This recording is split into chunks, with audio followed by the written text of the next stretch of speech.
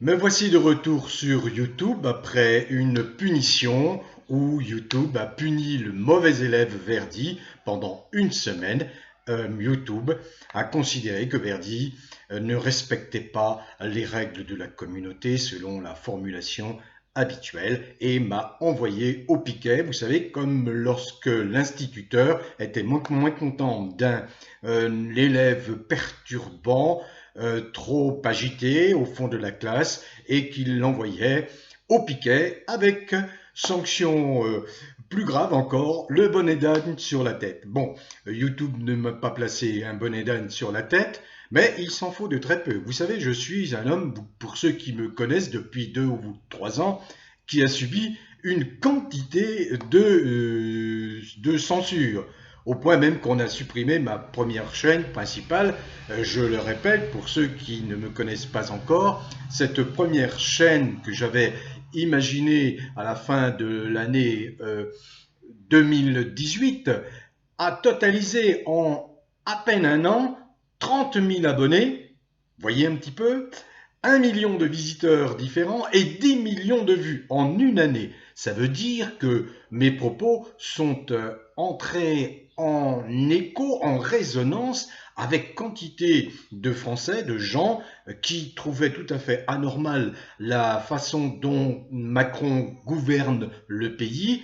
Et ça s'est amplifié avec l'apparition d'une crise dite sanitaire, où là j'ai pris position très rapidement, dès le début de l'année 2020, fort de mon expérience de la crise H1N1 dite grippe porcine, et pour apporter des éléments d'appréciation, des éléments fort critiques, et très rapidement, bien évidemment, Macron, ses petits séides, ses petits soldats, sont intervenus auprès de YouTube pour dénoncer les prises de position de l'infâme Verdi qui contredisait le discours officiel. Et mon discours n'a pas changé. C'est ce qui m'a valu en novembre 2020, la suppression définitive de ma première chaîne. Mais j'avais une autre chaîne, celle que vous visionnez aujourd'hui, Verdi, que j'ai réactivée. Et puis, bien écoutez, là vous voyez, on a un an à peu près, j'ai retrouvé à peu près 10 000 abonnés. Mais en réalité, vous êtes 15 000 spectateurs réguliers de ma chaîne. En réalité, c'est cela, hein. Mais vous êtes à peu près aujourd'hui un peu moins de 10 000 abonnés à ma chaîne. Dans l'intervalle, je ne suis pas resté inactif, vous me connaissez, et j'ai publié 2 vidéos. Une vidéo où j'évoque la troublante énigme Jean-Michel Trogneux, alias, entre guillemets, point d'interrogation, Brigitte Macron, affaire qui défraie la chronique sur la toile, sur Internet, après une enquête qui a été menée par une journaliste et pendant 3 ans. Et cette journaliste se montre menaçante à l'égard en tout cas, elle met en garde, je retire le mot menaçante, en tout cas, elle met en garde Macron, qui s'est bien évidemment attaqué immédiatement à elle. Elle met en garde Macron et elle indique détenir des preuves irréfutables qui sont déposées chez son avocat. Donc j'évoque cette affaire qui est évoquée par nombre d'internautes. Je l'évoque en gardant la distance, la prudence nécessaire, hein, parce que cette révélation est effectivement intéressante. Ça peut être un coup de tonnerre, une bombe atomique, mais ça peut aussi faire un pchit lamentable parce que les preuves ne seront pas suffisantes, ou en tout cas pas suffisamment étayées. Voilà. Donc j'évoque un vrai ou faux. C'est-à-dire, je dis qu'il y a des éléments troublants, je le reconnais, mais il y a aussi quand même quelques faiblesses dans l'argumentation. Voilà. Et j'évoque également dans cette vidéo que vous n'avez pu visionner donc il y a 7 jours, le fait que Macron perd la boule. Hein, perd la boule. Il est entré dans un bras de fer contre les Français, on va dire, éveillés, puisque vous savez que je me lamente de voir une grande proportion de Français, pourtant pas idiots, se laisser dominer par les délires macroniens.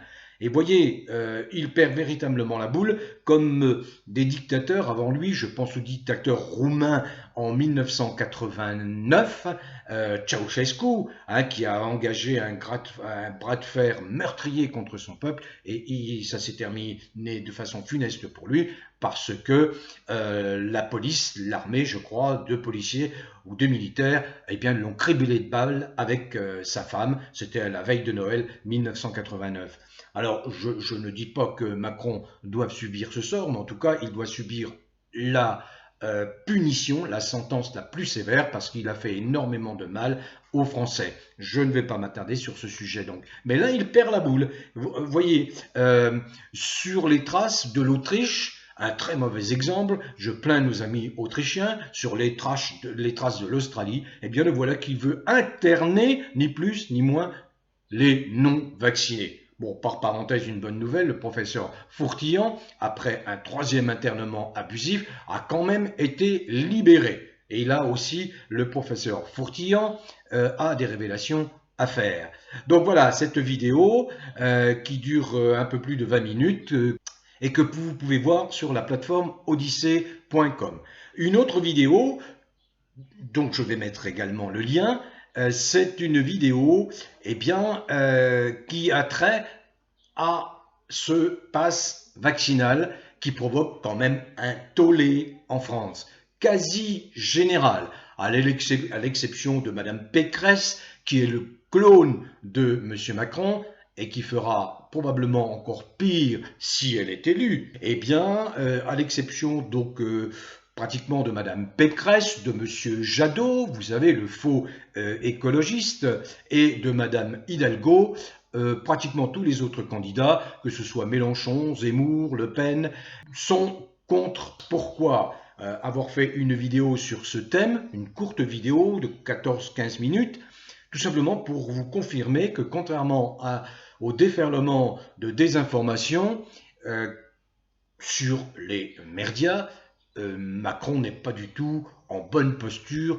dans les intentions de vote. Au contraire, il est en très mauvaise posture. Pourquoi? Tout simplement parce que l'émergence parmi les candidats de Zemmour, qui est le candidat de Bolloré, lequel Bolloré, ancien soutien de Macron, règle à présent des comptes avec Macron parce que Macron l'empêche de faire ses affaires, notamment en Afrique.